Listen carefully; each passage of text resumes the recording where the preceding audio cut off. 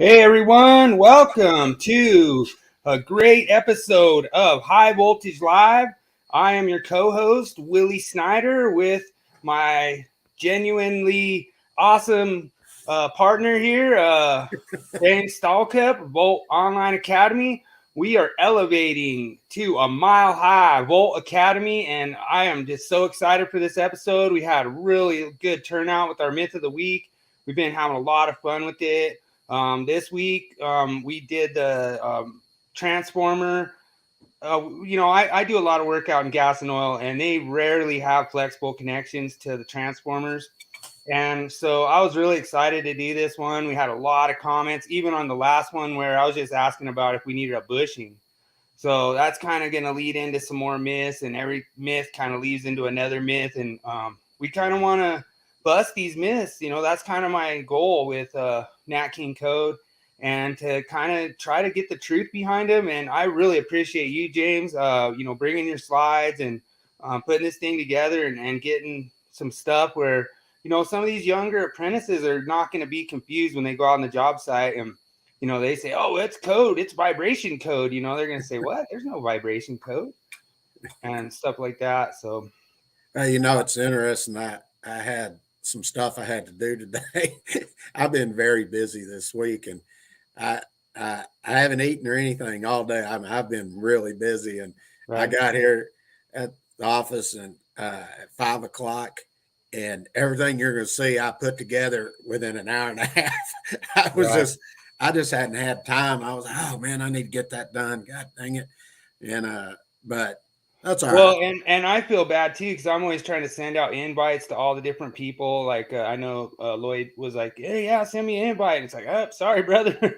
I didn't get around to it. I was getting my tool of the week ready, but it's really awesome to be doing this. And, I hope that we're bringing you guys like really good content as far as coming in and just, setting up these different topics and trying to do it like in an organized fashion to where, it's something if you don't want to, watch a certain part, you could tune out, maybe tune back in, check out the tools, whatever, it's kind of a versatile thing where it's, wherever your attention span is, we'll kind of key in on it, And I will give 2 shout outs before we get started.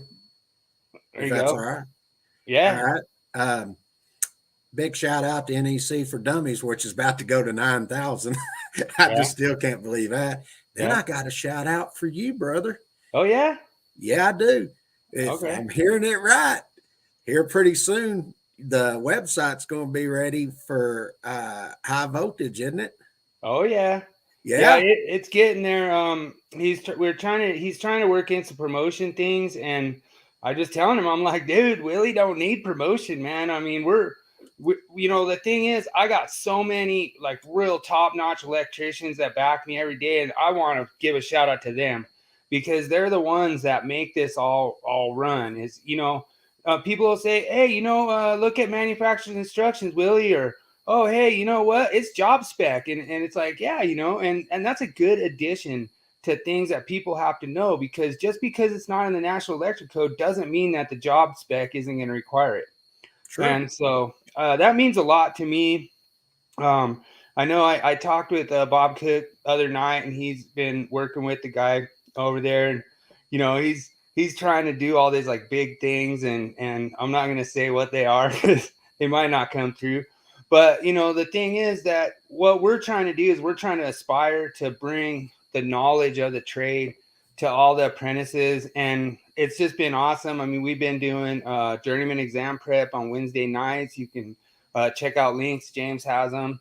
And, we're trying to make a better generation of electricians and try to give you guys more tools than what we had, What's interesting is, we've had journeyman on there, and after we do, I mean, they just coming in to get a refresher. And there's one of the guys said, I wish I'd have had you when I was in school. He goes, hell, I've already learned 4 things. I didn't even know how to apply that after you explain that calculation. He goes, that makes it easier to understand. And I said, well, it's why we're doing it, trying to bring, pass down the, all the knowledge and stuff. A lot of it was gleaned from, older instructors, and a lot of times I get a lot of rule of thumbs in there too, and Yeah. explain why they did what they did.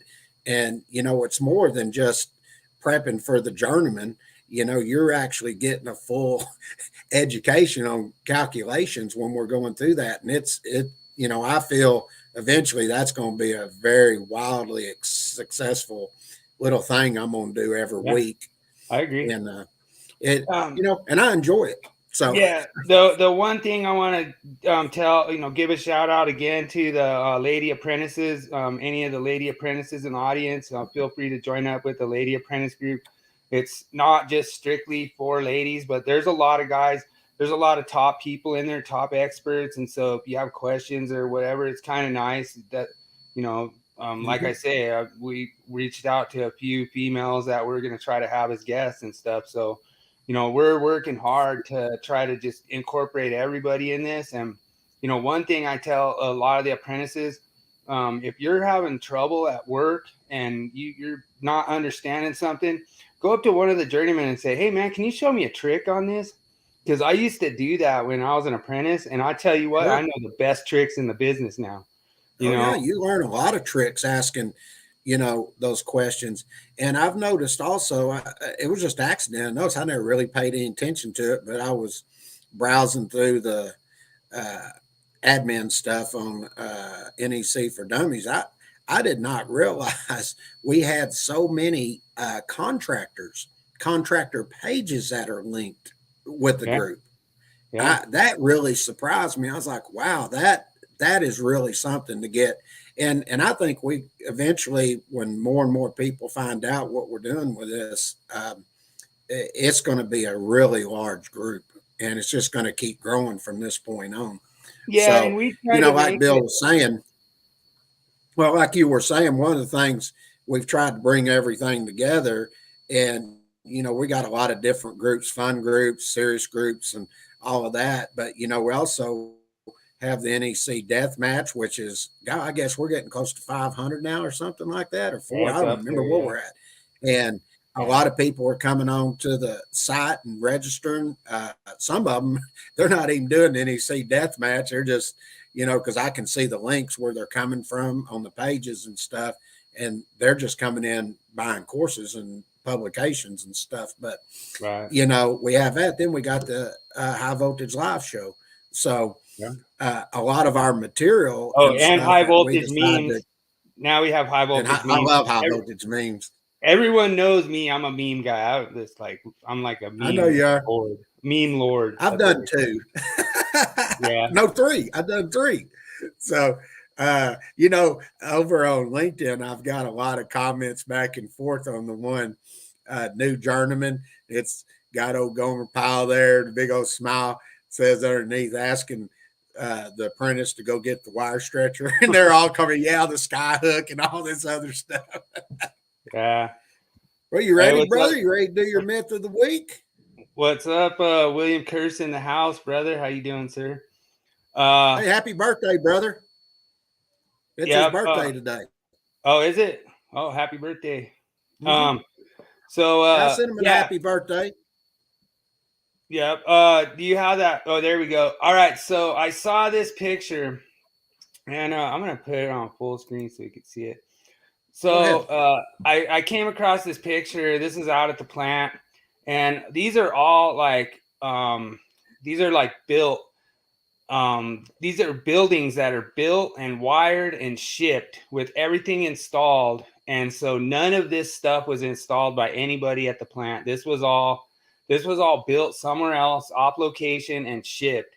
And all we did, and you could see one of the covers is off the gutter, and we got one of the panels, we're running temp for the controls out of there, some temp lights and stuff. But it's funny because all we hook up to these is we just hook up the primary side of the panels, and that's pretty much it. Everything's already pre-wired. We just do the field wiring from, from the substation to the building. And this was pretty interesting. When I saw this, I was like, man, this thing is just a vibration machine. This is like an earthquake machine. If, people don't realize that inside the transformers, these all the coils actually ride on these rubberized pads there, and then as long as you loosen the shipping bolts, they should be good to go. So it's just something that people, it's kind of a myth that people have gotten through, and they think that if you have transformers suspended, you have to have some kind of shock absorption for the transformer to ride on. And I would imagine in places like California or earthquake zones or something, you probably do. But, and that could be something that maybe the AHJ has for like a local jurisdiction ordinance or a local amendment. And then they can enforce that. It has to be a written amendment, though. They can't just come in and say, I don't like that. You got to redo it. And so a lot of guys Most of the don't time realize. when they're looking at the transformers, it's not so much the vibration of the transformer, it's the vibration of the wiring method. Right. And that's what you're looking at. And if you go over and look at was it 348.30A exception 4, I think it is, or 3, one of those. Been a while since I looked at it, but that's where you get in. But if you actually go and look at your wiring methods and everything, it just references you to chapter 3. It doesn't specifically state it has to be, flexible. And that was something I remember I was talking to my dad one time about it. This is a long time ago. And he said, well, he's never really seen them do that. He said, but you are right. It just refers you to chapter 3. He goes, but every transformer installation he's ever seen, they put flexible conduit there for the vibration, even though we would like to refer to it more as a static. Right. But it, the way he sort of explained it to me, that's the way they always looked at it. Back a long time ago, they'd say, vibration, that's why you got to have the flexible wiring method. And, but the code never really stated that. And when he's done classes, he specifically states to them, if you actually look at it, it doesn't specifically anywhere in the code say you have to use a flexible wiring method, but it is a recommended that you probably do because of the wiring method itself, not so much the transformer. Well, and the interesting part too, if you look at this, is that they got the primary and the secondary in the same raceway and in the same gutter, State of the art, baby. in the same wireway. So, that's what's funny. And a lot of people are like, oh, you can't do that. They have to be separate, and you get voltage mixing. Like everyone says, you can't voltage mix and, all this kind of stuff. But this is 100% legal install. Like I said, a lot of people said they would have problems trying to like work underneath on those panels, like work underneath all that weight above them without knowing that how good it was put together. But these are all steel buildings and they're all put together pretty solid. Yeah, they're solid.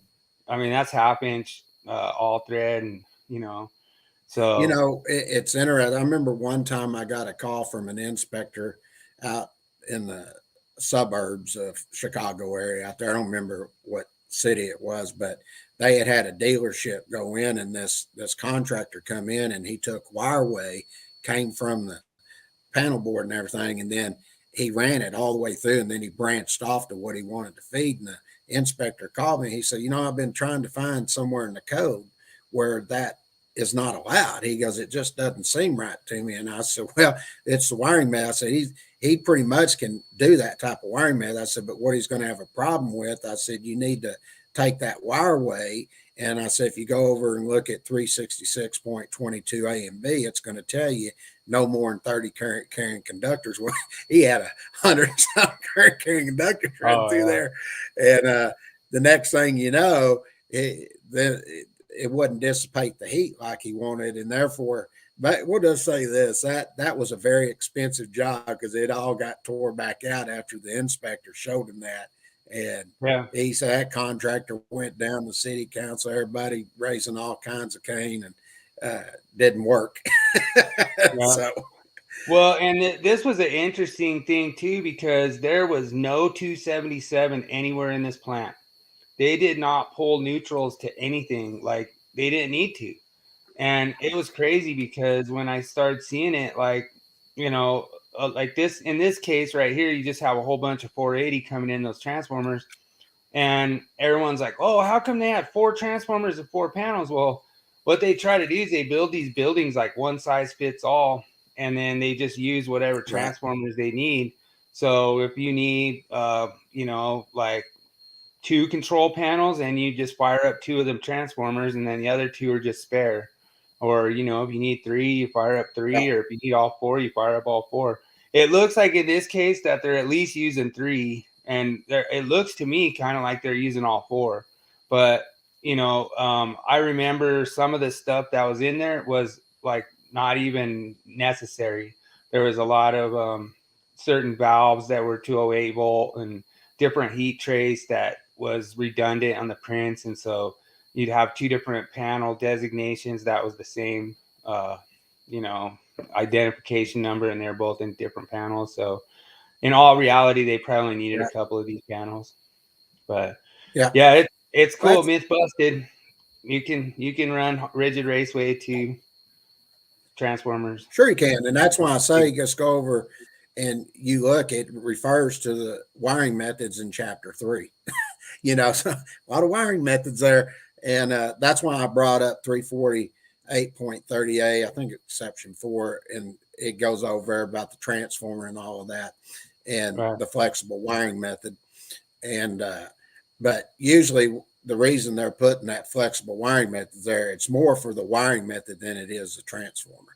Matter of fact, one of the good things about that also, if you think about that and you look where I just referred you to, if that's 6 foot or less, guess what you don't have to do also? Support Yeah. it. I mean, and that's why they do that. That's why the exception's there. And that's why I Right. brought it up, because, there's certain things you need to look at and what are you using it for. So that's Right. why you see a lot of them do the flexible wiring method in that case. Well, I'm glad you mentioned it was William Curtis's birthday, because I got to get over there and give him his birthday present. I forgot. I got a special meme I made for his birthday, so I Oh, get over did you? there. Okay. I didn't make no meme. I said, happy birthday, brother. That's about as far as I go. He knows what I'm talking about. That's freaking awesome. All right. Now, I guess we're going to move to topic of the week, aren't we? Yes, sir. Now, as we get into this, one of the things I do want to point out, I didn't do ever transformer calculation. It take too long to do everything. I picked out a few here and there to look at, and I'm going to do a supervised location. I'm going to do a non-supervised location. I'm going to do one that's over 9 amps, one that's between 2 and 9 amps, and one that's less than 2 amps. Right. Now, especially when you get over one less than 2 amps, because you'll go over and look, you have a minimum size, but you also have a maximum, but you got to know where to go in the code, and you need to go look at 430.72C4 to get that information. We'll Right. take a look at all that, but as Yeah, I and was if saying, you guys have any questions, put them in the chat. We'll try to answer them as we go, or we'll definitely answer them. We'll get to them at the end or by the end. But yeah, I remember that 9 amp one from NEC Live. yeah, it's interesting because we last night we were doing the journeyman, and I was getting asked some questions and stuff, and one of them was dealing with the transformers and the conductors, and I said, when you go over to 450.3A and B, that's dealing with overcurrent protection device. That's completely separate from the conductors Right. being sized. And we actually went through and showed the connections on the secondary side, looking at 240.21C and explaining the difference between B and C, where B is for taps and C is for connections. And I said, even though it says connections, I still always sort of refer to that as a termination on that secondary side. But Right. the main point behind it is that it wasn't a tap. So Yeah. that's what we were getting into when we were discussing that. Yeah, So and I know I was asking you about the, like, everyone always asks, like, if it always has to have primary and secondary protection on every and I transformer. said no. And Yeah. if you go over and you look at table 450.3A and B, which I'm gonna show that table here in a minute, you can do just primary protection only. I may be going over coming off the secondary side of that transformer and just hitting main lugs only in a panel board or something. There's no protection there, but you still have to make sure that you're not oversizing in that panel board for those 6 other mains that you're going to put in there that you're going to feed out. That would be like feeders. Okay. All right. So let's take a look here. Let me move us down off of that for a second so we can see it. Yeah, I like that. Now, I was going to take, when I was looking at this, I was going to put together where I was going to show it in an illustration form. And I was like, we've been doing that. I thought I'd do something a little bit different, and that's why it took me a while to get everything done. I decided to just do it in text form. That way everybody could see it a little bit better. Now, there will be 2 slides that we'll do that will continue on to another slide, because we're doing primary and secondary protection, and it just wasn't enough room on the page. Yeah, but I like that. It's pretty easy to see that way. Yeah. And what I did is I decided we'll do a supervised location with individual protection. And what we're going to ask you here is, what size overcurrent protection device, we're going to do a circuit breaker, is required for the primary side of a 2000 kVA transformer with a 3-phase supply voltage of 12,470 volts in a supervised location. Now, you're going to see, we're going to tell you it's 300% here, but what I'm going to do is I'm going to move forward a little bit here. Okay, here's your table. Now, as you look at this table 450.3a, you're going to look on the left-hand side and you're going to see location limitations, and you're going to see supervised locations there. And then you're going to see any location. Now, when I get to any location, that's anything that isn't supervised. So we'll just say it's a non-supervised location. Okay. Now, our voltage that we had there was, for the primary, was 12,470 volts. Okay. And I'm going to be doing a circuit breaker rating. And then you're going to come down where it says the primary protection over 1,000 volts. And then we're going to come down. Now, you'll notice I did not give you any impedance. Now, if you want to get into all the calculations, I would recommend going and getting our design book. It covers all the transformer calculations. We do them without impedance values, and then we do them with impedance values, and we show you different ways to do it in order to apply the proper percentage to do the calculation. Now, in this case, I didn't give you an impedance. So since I didn't give you any impedance, you're going to see for a circuit breaker, we're going to size it at what? 300%. Now, there's a rule that I give whenever I'm teaching calculations. And the rule that I give when I'm doing the calculations is this: if you size anything at 200 or 125% or more for the overcurrent device, you go up to the next standard size rating. Anything above that percentage, you're going to drop down. But I said there's 2 spots that's not going to be true.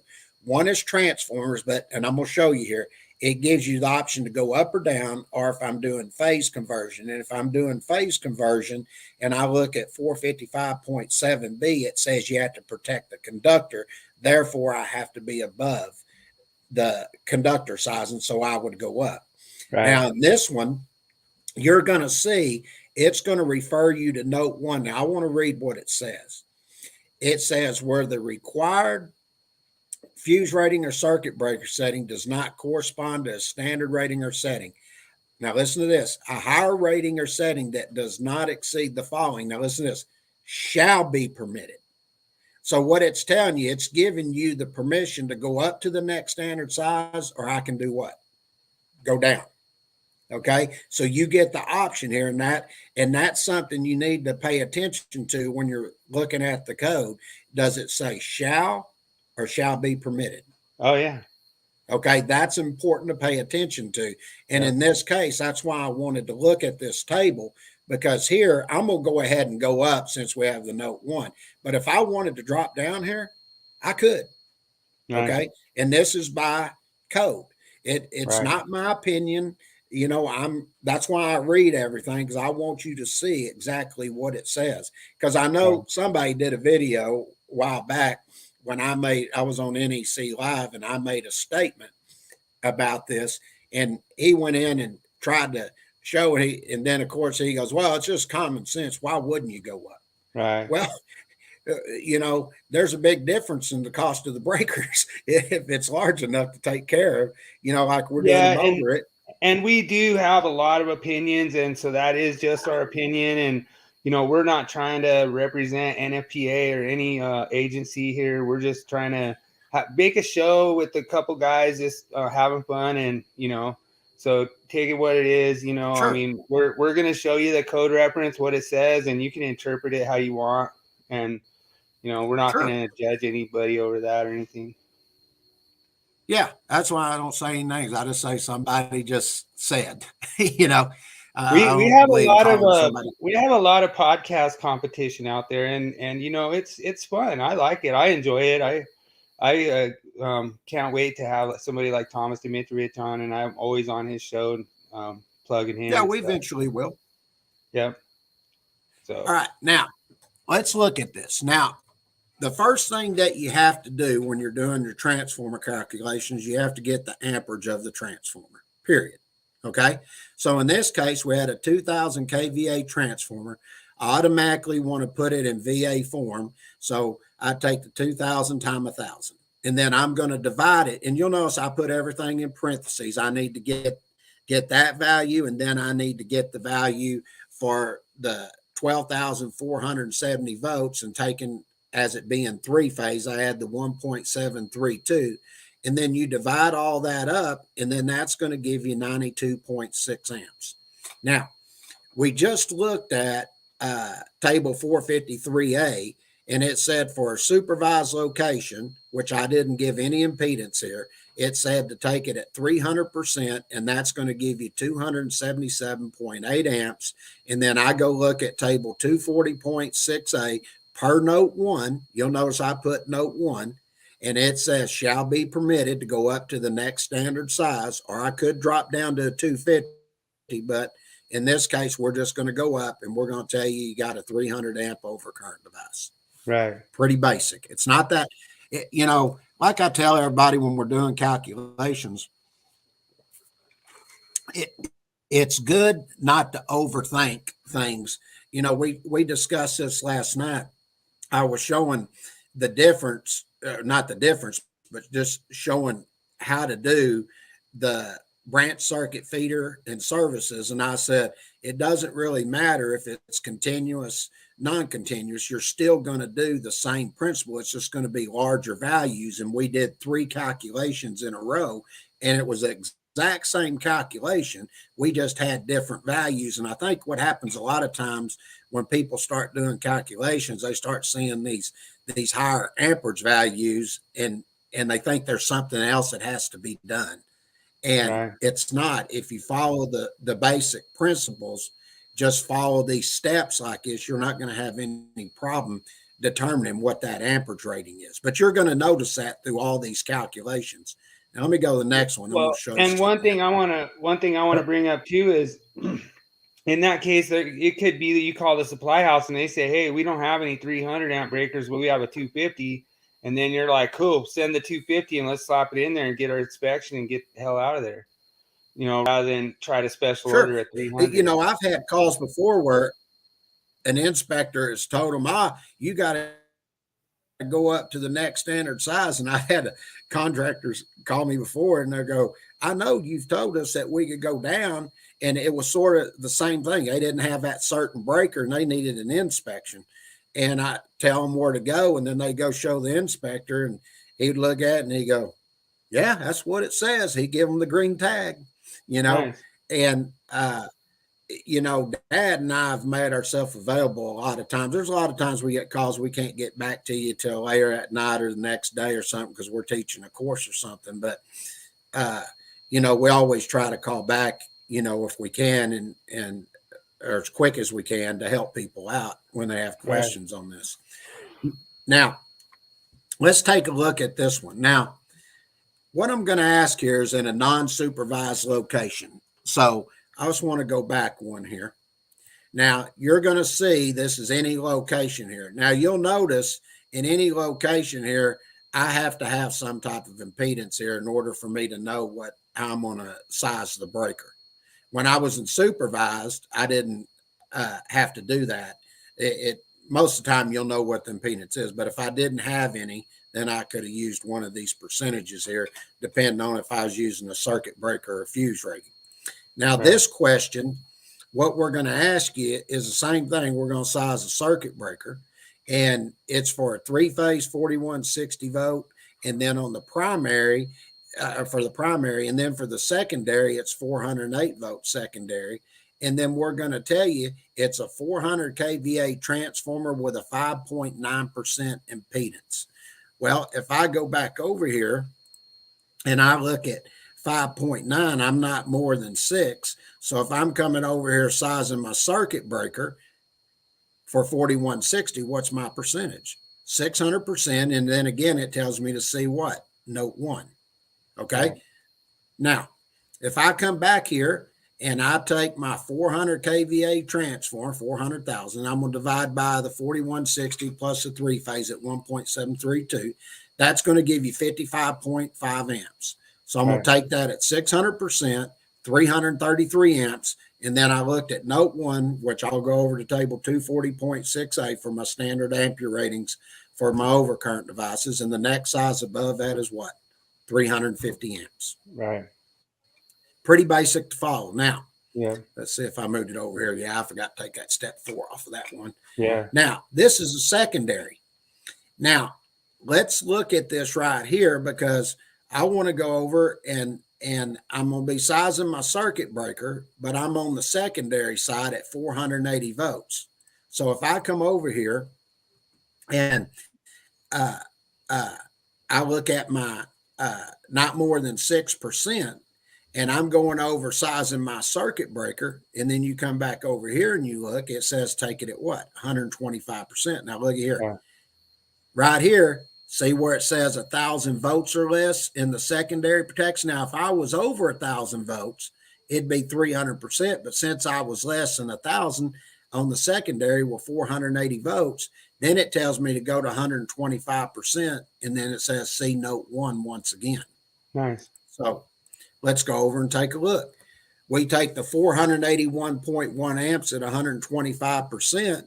The next size above that is 601.4 amps. You go to table 240.68 per the table, note 1 per table 450.3A. And it tells you the next size above that in table 240.6A is what? 700 amps. Right. Now, you can see all I'm doing, I'm following the exact same procedure, layout, and everything. The only thing I'm doing different is adding a different percentage. That's right. It. And I'm looking at the table and I'm just going across based on what those known given values are. I'm not doing anything spectacular. I'm not changing any type of formula or anything except for the percentage. That's it.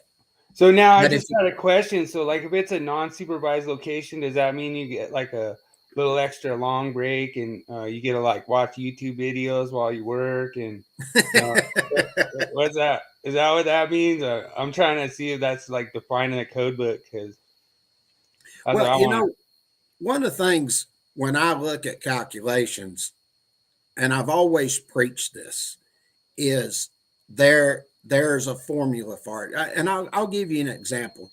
And I actually brought this up last night. We did a publication on electric signs and outline lighting and covering Article 600 of the National Electrical Code. And we had a guy that come in and that worked with us on the UBC, the Uniform Building Code.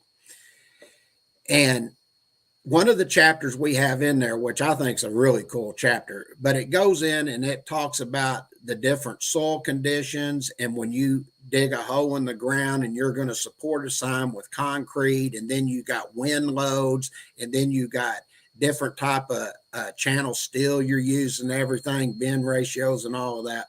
Right.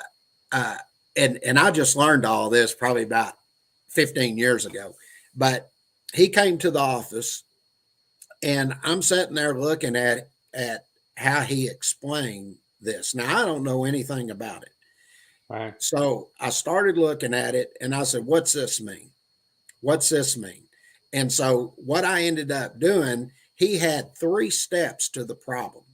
By the time we finished the problem, I think there was 8 steps when I finished writing the problem. And the reason I did it, because I wanted to explain in each step what each value was. Because Yeah. I'm a layman. I didn't know anything about it. But after we finished that, I could actually understand what it was we were trying to accomplish. And he looked at it and he goes, well, he said, that's easy to understand. And I said, that's what we're trying to accomplish, you know? And when we do our calculations in our publications, you'll notice we do a lot of steps and we break down the steps with the sections and everything. But you'll notice everything that we've done in any podcast or any class I've taught online or anywhere that you've seen, if you notice, everything is in a systematic form with the sections and tables. In my opinion, it makes it easier for you to understand. Well, I can guarantee you probably missed one step, and that's me running a rigid up there. I run rigid so strong, and I strap it so secure that my rigid will just hold the sign up. I mean, there'd be like a hurricane come through there, everything will be gone, but my rigid will still be sitting there. It's really funny because I never knew this, but they have things that are put together. I forget what it was in, but it actually went in and showed different areas all over the country. What is the maximum recorded wind in the area that they calculate off of? Isn't that something? Yeah. I just remember watching. You've seen the Marshall fire we had over here, and that was 115 miles an hour right down the street from my house. Really? Yeah, no, it wasn't far, but I don't think we've ever had winds that high. Like, I'm pretty close to Boulder, Colorado, and that's where the winds were coming down. Okay. The foothills, yeah. Pretty crazy. I've been to Boulder a few times. We were up there last year and we went skiing at Breckenridge, and we stayed in Denver, but we went back up there, and every night we went gambling and drinking, having a good time. All right. Now let's look here. Now, this one, and you'll notice this if you go through any of our presentations or anything, when we get to this portion of the transformers, we're going to tell you have a primary 9 amps or more, and then we'll say where you have primary that's 9 amps, not more than 9 amps, but or not less than 2 amps, but not more than 9 amps. And then we'll have another one where we'll tell you it's less than 2 amps. And you're going to have different percentages when you go in and you start using this. Now, when you use this table here, we're going to be looking at, went the wrong way, table 450.3b. And this is where we're dealing with transformers that are 1,000 volts or less. Okay. And you'll see that we have primary protection, and then you got secondary protection. And for primary protection only, these are the 3 we're going to do. I'm not going to do the whole thing. But you'll see we have currents of 9 amps or more, then currents less than 9 amps, but not less than 2 amps. And then you got currents less than 2 amps. And you're going to see where you're doing primary protection only. If I'm doing currents of 9 amps or more, we take it at 125%, and it'll say C note 1. So we'll go up to the next size. But what I want to point out at this point, when you get to the portion where it says currents less than 9 amps, you're going to see 167%, and then currents less than 2 amps, 300%. What you'll notice, there's no note 1 there. Okay. Since there isn't a node here, then you're going to drop down to the next standard size. You're not going to go up. So this holds to my principles that I've made earlier, where I said, if you calculate anything at 125% or more, you're going to drop down to the next standard size, unless it tells you otherwise. And in this case, in transformers, it gives you the option to do what? Go up or down. Right. Okay. And one thing I want to ask, I kind of want to ask you a little bit, and I know this is kind of just, you know, a little joke that I kind of did by making the name High Voltage Live. That, you know, and a lot of apprentices always ask me to. They're like, so we work on high voltage 480, huh? And I'm all, no, that's actually low voltage. Yeah. And per the NEC, and you know, we kind of knew this. We're just doing it as kind of like a pun, but you know, high voltage is what, above 35,000 per code, and then anything below 35,000 is medium voltage, and then anything below 1,000 is low voltage. No, code does not do that. Uh, what we look at is anything over 1,000 volts. It used to be 600, but now they've moved everything where it's 1,000 volts, and that's where we get in. What you're getting into is you're getting into utility, what they consider low voltage, medium voltage, and high voltage. Right. As a matter of fact, in our OSHA high voltage book that we have in telecommunications, we go in and explain all of that and what their ratings are based on low voltage, medium, and high voltage. That it's a total different setup than what the code is. That's why when you go over and look in the code and you pick up 90.2B5, it excludes utilities. You know, Right. and that brings up another good point, because I've had people ask me, oh, well, utility, they have to apply 70E. No, they don't. They don't apply 70E. And let me explain why. Because if you go over and you look at 70E and you look at 90.2B and just look at Article 90, pretty much that's in 70E, what does it match up with? The National Electrical Code. Right. So what they're basically telling you is when you're applying your safety rules and everything in 70E, it's based on an NEC compliant installation. Gotcha. Got it? Okay. So if it's on an Indian reservation, then it doesn't need to be under 70E. Well, until somebody gets hurt. then we'll see. All right.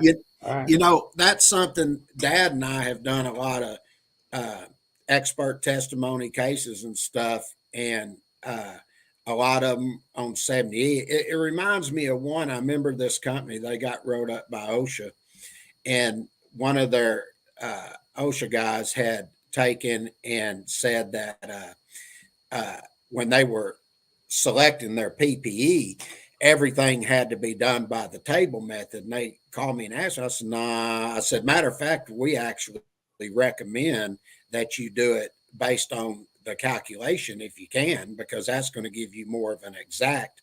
The table, when we put the table method in, the reason it was put in was mainly for contractors when they went out on the job. And as long as the contractor could take and get the available fault current and the clearing time, then they could, you know, because when you look at the table, it's based on certain parameters. If you apply that, as long as you were under those parameters, and you could apply it. And those are, and this is interesting when you actually look at that stuff, because if you go over and look at the table values, or if you go over to Annex D in 70 and you're applying the calculation method there, it's very interesting because there's two values you have to know, and that's the clearing time and the available fault current.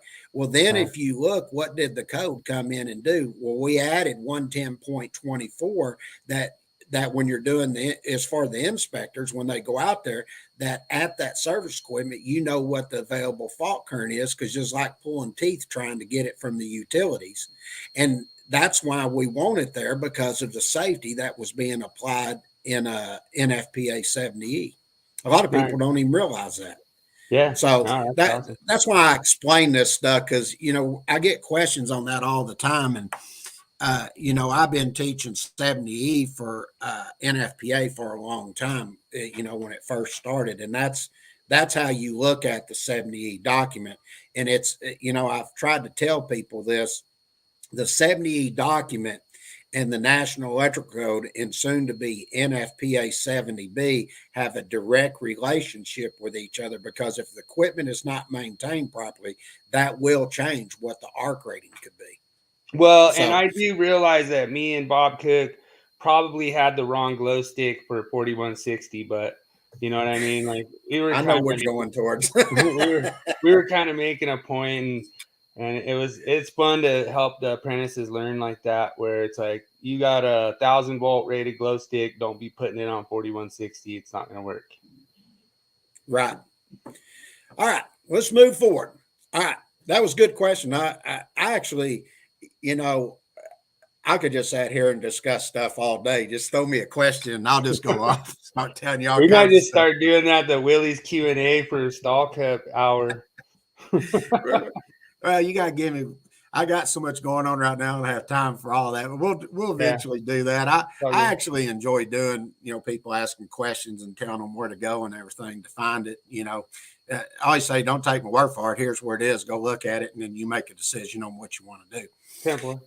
Now, let's look at this. Now, I'm going to ask again, we're going to size a circuit breaker again. And this is a single phase 240 volt primary and 120 volt secondary for a 25 kVA transformer.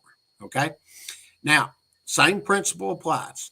We got 25 kVA transformer, 25,000 divided by 240 gives you 104 amps. So what I'm going to look back at is I'm going to go back and look at this table one more time. Okay. So I'm just going to do primary only. Current of 9 amps or more says for primary protection, what do I take it at? 125%. Okay.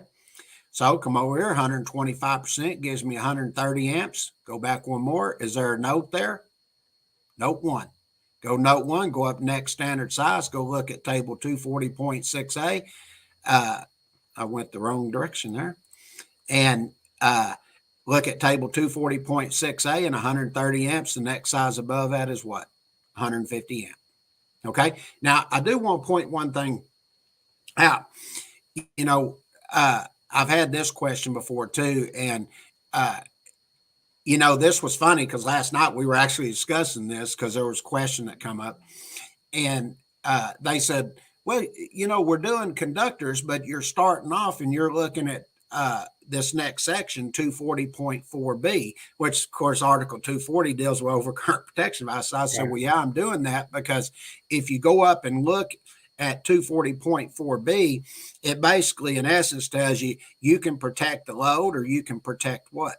The conductor. So I gave an example. I said, if I calculate a 58 amp load, and I went up to the next standard size is a 60 amp overcurrent device. But now if I go over and I had 75 degree C terminations and I look at table 310.16, the next size above that 58 amp load was a number 6, which was good for 65 amps. So if I can protect the load or the conductor, the next size above a conductor was what? 70 amps. Okay. There you go. Right here, this is not applying to that because the conductors are done different. Right. Okay. And that's, we went over that and explained that. And maybe one week I'll do just on conductors for the transformer, and then I'll tie it all in. We just don't have enough time to do all that this evening. Right. But let's go over next and let's look where we have a primary 2 amps or more, but it's less than 9 amps. Now, you'll see we're just going to do a 2 kVA transformer, 480 volt single phase, 2-wire primary to 2-wire secondary. Now, I'll take 2,000 divided by 480. That gives me 4.17 amps. Now, let's go back and let's take a look here. Now, if I look at this, current's less than 9 amps, but 2 amps or more, it tells me to take it at what? 167%. Okay? So we're going to come back here. We'll take it at 167%. That gives me 6.96 amps. Now, I'll say it one more time. I made the statement earlier. I said if you take anything over 125%, we're going to move down unless we're told otherwise. And transformers, we had the option. But we'll just say here, it didn't tell me otherwise. So therefore, I'm going to drop down to the next standard size. And if I look at table 240.6A, it says the next size below that is what? 6 amps. 6 amps, yeah. Okay? Yeah. Now, watch this. Now, this one is where we're going to look at. Oh, I went one too many. I didn't change this up here. That's okay. But this is less than 2 amps. Now, what we have is a 0.7 kVA transformer. It's 480 volt single phase, 2-wire to 2-wire. And I just take the 0.7, divide it times 1,000, divide it by 40. That's 1.46. Now let's go back and let's take a look here. I come across primary protection only, current less than 2 amps. I take it at what? 300%. Yeah. Okay. So I come back here, take it at 300%. That gives me 4.38 amps. And since I didn't have a note there, I'm going to drop down and I look at the table 240.6A for my standard size ratings. It's going to tell you the next size below that's 3 amps. But I'm not done on this one. Okay. And I'm going to show you something here. Now, if you look here and I go over and look at 430.72C4, it also tells me I could be doing a calculation here where I could take this at what? 500%. And if you go pick that up, it's at 7.3 amps. There's no notes or anything there to tell you to drop down. So the 7.3 amps, the next size below that would be 6 amps. Right. Okay. And you guys got to pay attention too to that table 246A, because that's really valuable. Like because there's questions in the journeyman's exam where they're like, which is not a standard size. Correct. You have to go in there and look, and because they're typical standard size ratings. I did one the other night, and I was showing. I did 240.4B, but then we went to 240.4C. And one of the things you'll find very interesting, as we were prepping people to get ready for the journeyman, we do certain problems to make you think before you act on something. And we did a calculation and showed where we had 920 amps with the conductors all added up. And if you look at 240.4C, it says any device is 800 amps or more, that the conductors have to be equal to or exceed the size of the overcurrent protection device. So in this case, since we had 920 amps, the next size below that would have been a 900. But if you go look at table 240.6A, it's not listed in there, but you can get a 900 amp overcurrent device. And that's why we do certain problems like that in our publications. And, I've had people call me well, there's no 900 amp, and so then what we started doing after that, we put a little note on the side that said, even though it's not listed in table 240.6A, 900 amp overcurrent devices are readily accessible to you. Right. And that's, why we design our publications in such a manner. And basically what it's from is from the people out there. I mean, when our publications have been going now, I don't even know when, I guess 40 years maybe.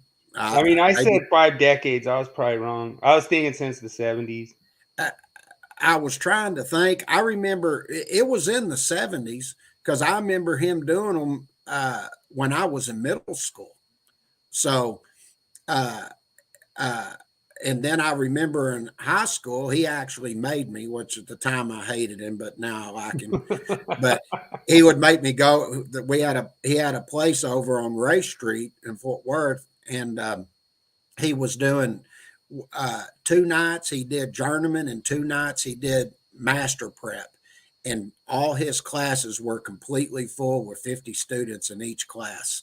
Nice. That were studying for that. Well, guess who he made go to the journeyman? Me. And I had to sit there and listen to that crap. And plus I had my homework I was doing in high school. And, I probably didn't even retain probably 20% of it. I was probably not even paying attention most of the time unless it was something. I'll tell you, I remember I used to actually get into doing the calculations and stuff and grounding. And I remember my dad told me a long time ago, he said, if you can learn calculations and learn grounding and hazardous, the rest is a breeze. And he's right. You learn those 3 subjects real well, the rest of it will come easy to you. Yeah, for some reason, what I was having problems with the last cycle was photovoltaic cabinet sizing. And Mm-hmm. it was hard for me. I just was like, what? Like, and it was partially because you don't apply it. You know what I That's mean? right. It's like, dude, I'm never gonna size this cabinet. Like, it's like, dude, whatever. I'm just gonna ask whatever size the engineer wants. We'll put it in. Like, You know, probably where I learned more than I've wanted to learn is, and I've told that story before, where I came up with the idea about the 125% rule. But we had a publication. We still have it, but we don't sell it. We just pull information out of it when we want, because it wasn't like a big seller. But we had a publication that had every calculation in the code. And I remember going through learning how to do x-ray machines and all this other stuff. And that was very interesting, learning how to calculate all that. And, if I ever get questions on it, I still got the publication right over there, that I'll pull that up, but I'll have to go look to see if the sections have changed or if there were any values. But the main thing is the principle of the calculation still applies the same. right. You And know, if any of you guys out there know any NISAT 2 training courses, I'm getting ready to go take my NISAT 2. So any kind of help on that, appreciate now it. we don't have one on that. I'd hook you up, but Yeah, no, I know. I asked you before. yeah. But anyway, that's pretty much a presentation on some of the transformer calculations. Anybody have any comments on that? If not, I'll be happy. That means I did a fabulous job. Yeah, I'm awesome. explained it well. All right. I got that 40-hour haircut going right now. I hadn't had a haircut in a while. I need to go get one. I Yeah. just noticed this last year my hair started turning gray on the sides. Yeah. So I'm getting old. Hey, they say you get a gray hair in your beard for every job you've been in charge of.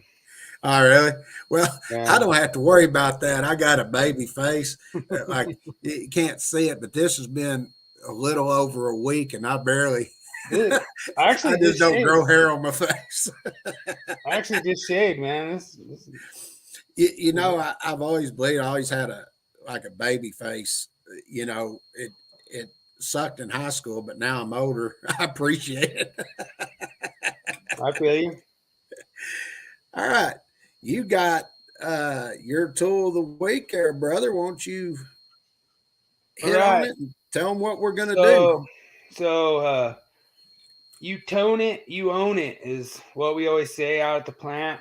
A lot of times guys will say, go ahead and use your tone generator, and that's what we call these things, tone generator. And so what these things are really versatile. They have two selections on them. They have a continuity and they have a tone. So you can put it on continuity, and then if you have a shorted circuit, it'll turn the light on. And if you have an open circuit, the light will stay off. So that gives you two states of the circuit. A lot of times what we do is we short them to figure out which one's which. Identification. You can't really tell anything with like resistors, but what we do is I always like to put it on the pulse thing, and then when you put the toner on there, it gives you a nice little beep on there, and then you could tell that's where your signal's at. And it's pretty nice. It's got the Cat 5, so you can put them in with like phone jacks, so you could tone out phone jacks. We use this a lot, and the I highly recommend the Fluke. I've used the Klein. I haven't really used the Klein enough to tell you like how good it is or anything. This is my preferred version that I've used, and I really like it. It seems like it really does good. The only thing I don't like, and it's pretty much with any tool that I have, like testing equipment, is sometimes the button gets turned on or pushed on while it's in your bag, and then you go to like use it and the battery's dead, and that kind of sucks. But otherwise, a really good tool to have. Like I say, there's a lot of guys on some of these tool groups that make things that are like phone sets, and it's basically the same concept, but what you could do is you can clip these phone sets onto the wires, and you could talk to each other through the wires. So that's another thing that we had before, where they call you phone it, you own it. But I've even seen where they had phone sets on your tool list, and I'm like, okay, that's weird. And a lot of times they'll let you just use this toner instead of the phones, and it's basically the same concept, and you're doing the same thing. But the thing I really like about this product is if you're trying to tone out a speaker circuit, you just put it on there and it'll tone right through the speakers. And so it's really nice, really pays off dividends when you're trying to find a circuit. And so basically you just clip it on your home run, and then you just walk the circuit and just listen to the speakers. I did a nightclub one time, and that's how I didn't even mark any of the cables. I just went and just clipped it on and said, okay, that's over there, and that's over there, and that's over there, and that's over there. And I just marked them 1, 2, 3, 4, and the club owner was just impressed. He says, wow, he goes, wow, I wish I had one of those things, because he's like, why didn't you label them? And so I don't have to. That's right. Put this thing right through there, tell you which speaker it is, and I'll mark them at the panel. So really good tool to own. I recommend it to all apprentices out there. And you tone it, you own it. That's my motto. I'll tell a funny story. My dad, you get in and explain him what difference is between an overload, short circuit, and ground fault. You've heard that one. Oh yeah. One of my favorite stories. Yeah, it's good. Yeah, so y'all hadn't heard this. I'll tell this. This is funny as can be. I was in a class one time, and usually I just sort of listen to him here and there, but he tells a story, I always listen, because I'm like, okay, he's probably got a good story. So he was telling, here in Fort Worth, we have a high school over there called Trimble Tech, and at night in Fort Worth back in the 60s, maybe 50s even, he was going over there taking courses, and the instructor is up there teaching. There was this kid out up front, and he just thought he knew more than the instructor, but Dad said the instructor was having a little bit of trouble really explaining the difference between an overload, short circuit, and ground fault. Of course, now you go online, you can find all you want about it. And the kid up front told him, he goes, I just don't think you know what you're talking about. And he said that instructor didn't even miss beat, so he walked over, he had set up, wired, and you could do controls and stuff. And he pulled some wire off, cut it, stripped the ends of them, walked over, he told that kid, he said, here, son, he said, won't you hold the end of this conductor? And he took out his lighter and lit the end of it. About 10, 15 seconds, the kid let go of it. And he goes, now see there, class, he said, that's an overload condition where the conductor's getting too hot. And then he reached across there and slapped the kid upside the head. He goes, now that right there is a short circuit ground fault. I asked Dad, I said, you asking me? Hell, he said, nobody asked that guy any questions the rest of the class. That's so funny. I did ask. I said, did that actually happen? He goes, I swear to God, he goes, that happened. I said, man, that's funny. We always have to be careful when we're in there, because I have all this like list of things where I'm like, what about making your own transition fittings? What about doing this? And I always have these little trick questions in there. I think I asked you one when you're on NEC Live, just joking around like, hey, does transformers have to be listed? And and it's funny because when you really think about it, it's like a transformer, just basically an iron chunk of iron with some copper wrapped around it. So how do you list that?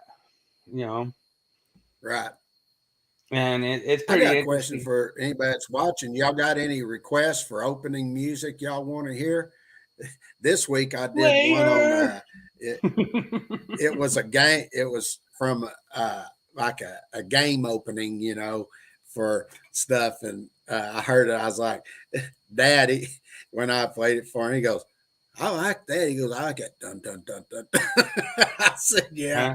And he told me, he goes, man, he goes, I've been watching the podcast and stuff. He's I'm watching her. He goes, I just sort of like to see all the graphics and stuff, whatever new you've come up with on everything. I was like, I said, I actually have a little fun doing it, to be honest, because I take a lot of time and effort trying to put a good audio on there, just to start it out. So it's just dude, fun, I'll send you some wave files. Dude, I got a big collection, and we're gonna be getting a big collection to our website when we get it up. We're gonna have link to SoundCloud, and I probably have 100 different stuff that I'm gonna link in there that I love. And one of the bands that I'm really following now is a band called Sabaton.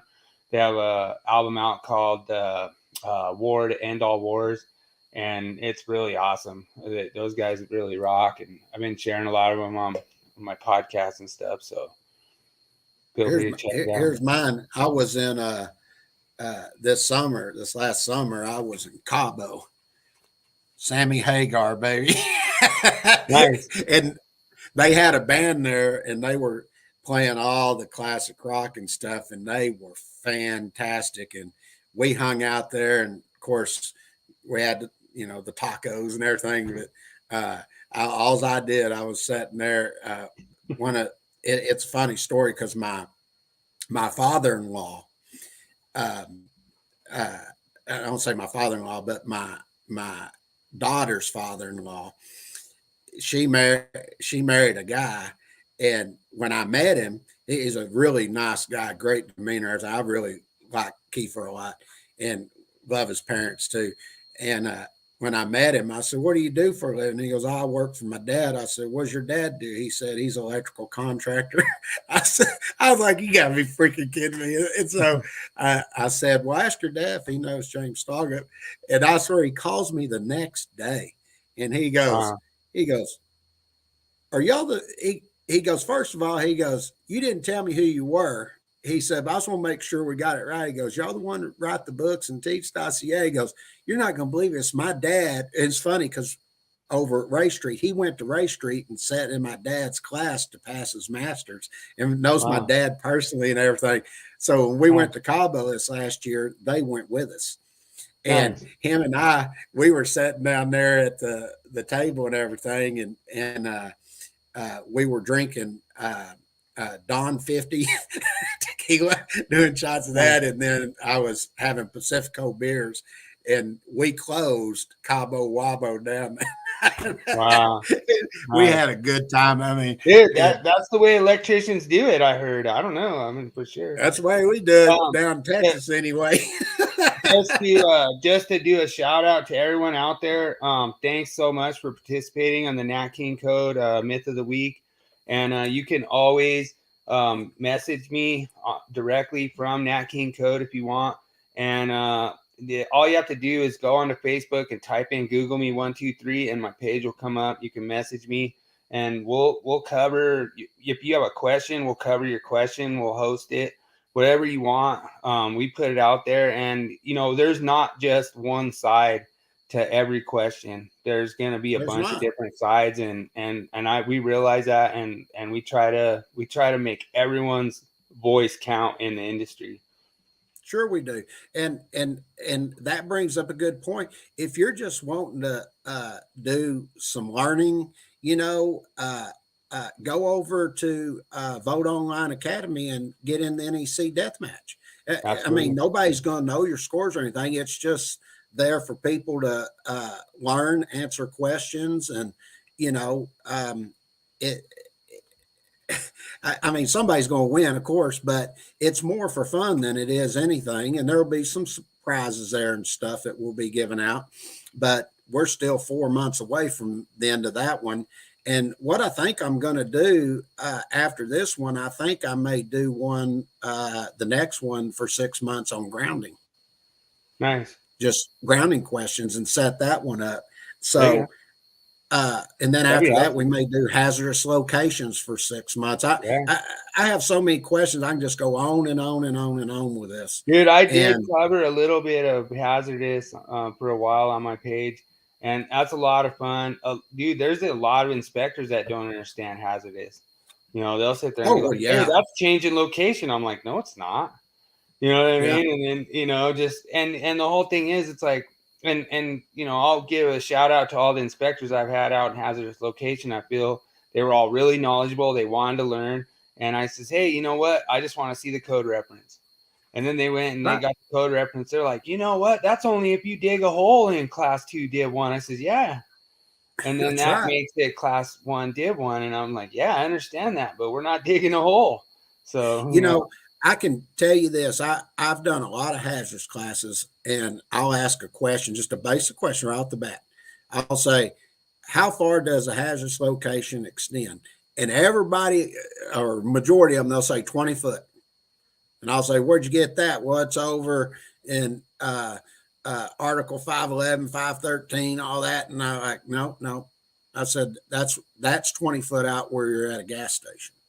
right. Hazardous locations, when you're classifying locations, unless it's a specific article that you're looking at that gives you distances, you don't know what that distance is. You have to actually go to NFPA 497 and 499. And when you go in there, that's when you start doing classifications, and you've got all the ignition temperatures, MIC ratios, the upper lower flammable limits. I mean, I remember I did a calculation one time in one of the classes for NFPA, and I was showing mixing different chemicals and then classifying, getting a group and doing the classification off that. And Dad was actually in the class when he had never seen that. I had got that from one of the guys that was on the NFPA or the EECA committee, and he was showing me and how to do it and everything. I'd never thought about it, and it's actually in the back of the document. I didn't even realize it was there. And he said, yeah, this is how you do it. And he was a chemical engineer, or very smart chemical engineer. Right. And that's one of the things I've taken the opportunity through the years is I've been picking the brains of those chemical engineers for years about learning about chemicals. And if you're doing classification stuff, you actually have to know those chemicals and those tables. Yep, and just to let you guys know, I'm going to have a review of my tool of the week on our page, on our Facebook group, Electricians Only Tool Review. And we also have another group, the NIPX Tradesmen, and we're going to be doing a 7,000 member giveaway really soon. We're at like 6,800 or something, so it's coming real soon. Isn't it amazing how fast the groups are growing? We've been Yeah. tying all of these together and everything. Yeah. I mean, I knew they'd grow, but not this fast. And It's awesome. And the whole thing is that they see that, and I don't know if you know this, but we set up the NEC for Dummies as like a learning group, and we set it up with like units, and all the units as we set them up were aligned with the code. So unit 1's going to be like the general scope of the NEC, so you can always post and like tag unit 1 or whatever. I don't know how you actually do them. We try to set them up as like admin to do it like that. And then like chapter 2's like, grounding conductors, grounding conductors, stuff like that. And then we try to do chapter 3, like wiring methods, chapter 4, like luminaires, and so we equipment try for to, general use. yeah. And so what'll happen is you can go into those units and you can complete them. You could go into the post and you could answer the quizzes and, stuff like that. And we just did it for fun. Like there's no wrong answers on the quizzes. Like you could get a 0% and it'll just tell you like, hey, you failed. Here's what your answers you got wrong. And then you can go back in, you can get them right. And when we first started doing it, we were all screenshotting them like, hey, 100%, 100%, 100%. But it was kind of just a joke because, you get 100% every time if you wanted, but we would just use them to like challenge ourselves and stuff, and try to see how much we knew certain things. And me and Bob Cook were kind of messing around a little bit, and he's running that RCC page, and he's awesome buddy of mine that we work together a lot. And so he wanted to do the quizzes part, and I was like, cool, let's do it. And he throws in like some blow and go, because all the companies, they want to do this blow and go where they just blow and go, just like get it done, get it done, get it done. And what ends up happening, then there's all this stuff messed up, and you have to go back and fix it. And it would have just been better to just lay it out right and plan it out and get it done rather than do the blow and go. Well, I can tell you, I'm looking forward to your website. Yeah, where it's kind of getting a little too complicated. I just want to get it done, and just like I like the SoundCloud part of it, and like I say, it was starting out as the Willie Jackerson experiment, and then we had to shift gears into the High Voltage Live show. So we're gonna still support the Willie Jackerson experiment, but we're gonna have to do it kind of like in a little different way. But yeah, I hope you do with the blogs, and you have them in groups, and that'll give people the option. They can go to the website, or they can go to the YouTube channel for Vote Online Academy, watch the videos. Either way, that gives us two different options of backing it up. Yeah, we're gonna keep working on it. It's just tough. It's like constant battle with like, hey, we had to change this, we had to change that. It's like, okay, can we just get it done? Because I can everyone knows I got pretty much good skills on video skills and audio skills and stuff like that. So I'm looking forward to it. We'll keep going. I'm doing upgrades right now for the journeyman, and I'm putting it all in color with the colored wires, and I'm doing a lot of work on it. But all the new courses that'll be coming out for the 2023, every chapter that I do will have all brand new colored illustrations and everything. And I think they look really, really good. Nice. So we're doing a major upgrade on everything. Now, it won't be in the books at publications that way because it costs too much to do that. But as far as the online portion, I'm personally overseeing that and doing all the illustrations myself. Nice. So, well, if you need any fix, just hook up Willie with like a 6-pack of beer, and I'll draw some lines where they need to go or whatever. I did have one that was wrong, and I got castorized for it. I had the grounded neutral conductor. We just missed it, and it was pointing to the ungrounded phase conductor. And next thing you know, they're like, "Oh, I don't even know how you consider yourself an instructor. You don't know the difference between a grounded conductor." And I said, "Now come on."